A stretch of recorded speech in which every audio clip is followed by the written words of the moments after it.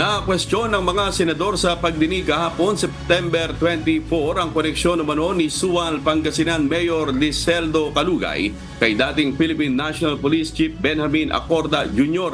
sa larawang ipinresinta ng Senado kung saan makikitang magkasama si Mayor Calugay, General Acorda, pati ang sinasabing kapatid ni Alice Go na si Wesley Go.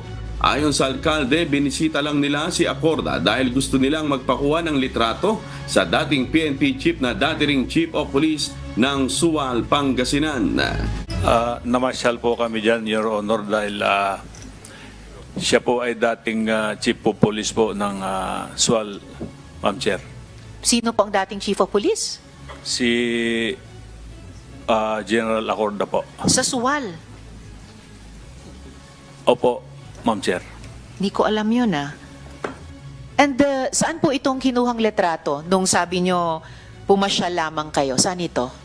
Sa Kamkrami po. Sa Camp Crame. Okay, tama ba na unang mga araw nila iyon bilang Chief PNP? Hindi ko na po matandaan, Your Honor, kung unang araw po, Ma'am Chair.